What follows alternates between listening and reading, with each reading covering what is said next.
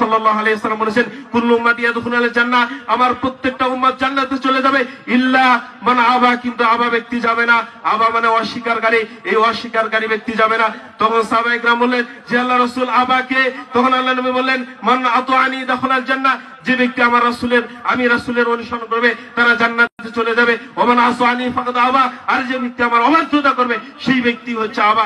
সম্মানিত উপস্থিতি, এজন্য অবশ্যই আমাদের হায়াতি জিন্দেগি খুব অল্প সময় আমরা পবিত্র কোরআন এবং সহিহ হাদিসের আলোকে আমরা জীবন পার করবো ইনশাআল্লাহ।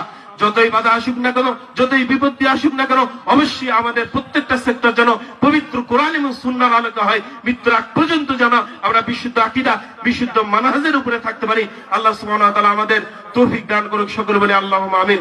সম্মানিত উপস্থিতি, এমনি ভাবে আপনি লক্ষ্য করবেন আল্লাহ রাসূল সাল্লাল্লাহু আলাইহি ওয়াসাল্লামের সেই হাদিসটা, আল্লাহ রাসূল সাল্লাল্লাহু আলাইহি ওয়াসাল্লাম বলেছেন ওয়া ইন্না বানি ইসরাঈলা তাফারাকাত আলা 72 বিল্লাতান, বানি ইসরাঈলেরা 72টা দলে বিভক্ত হয়েছিল। ওয়া তাফতারিকু উম্মতি আলা 73 মিল্লাতান, আর আমার উম্মত বিভক্ত হবে 73টা দলে।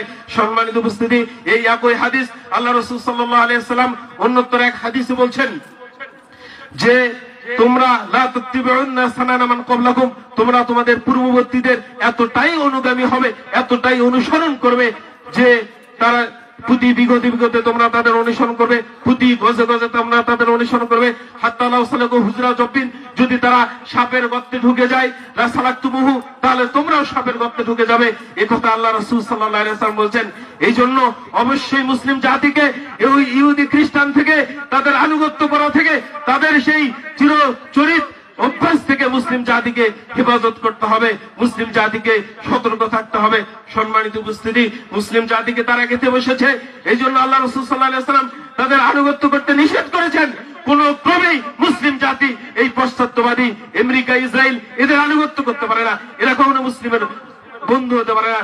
এই জন্য যে ডেমোক্রেসি চলছে, আপনি যারা অনুসরণ করতেছেন অবশ্যই এটাকে প্রত্যাখ্যান করতে হবে। কেননা আপনি ওই পূর্বপুরুষ ইহুদি খ্রিস্টানদের অনুসরণ করতেছেন, যারা আপনার কখনো কল্যাণ চায় না।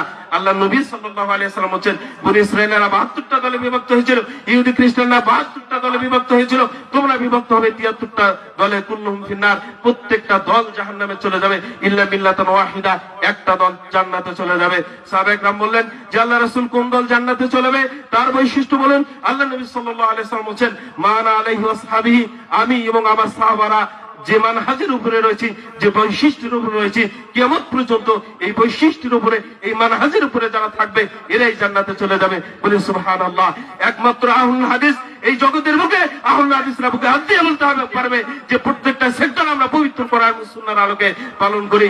আমাদের সালাত রাসূল সাল্লাল্লাহু আলাইহি ওয়াসাল্লামের সালাতের মতো, আমাদের যাকাত রাসূল সাল্লাল্লাহু আলাইহি ওয়াসাল্লামের যাকাতের মতো, আমাদের হজ রাসূল সাল্লাল্লাহু আলাইহি ওয়াসাল্লামের হজের মতো। আমরা কোনো আকাবিরদেরকে গ্রহণ করি না, রাসূলের উপরে আমরা কোনো ইমামদেরকে গ্রহণ করি না, রাসূলের উপরে আমরা কোনো পীর মাশায়েখকে গ্রহণ করি না, রাসূলের উপরে রাসূল সাল্লাল্লাহু আলাইহি ওয়াসাল্লামের হকের দিশারি, তিনি আমাদেরকে সরল সঠিক পথ দিতে পারেন, অন্য কেউ দিতে পারে না। সম্মানিত উপস্থিতি।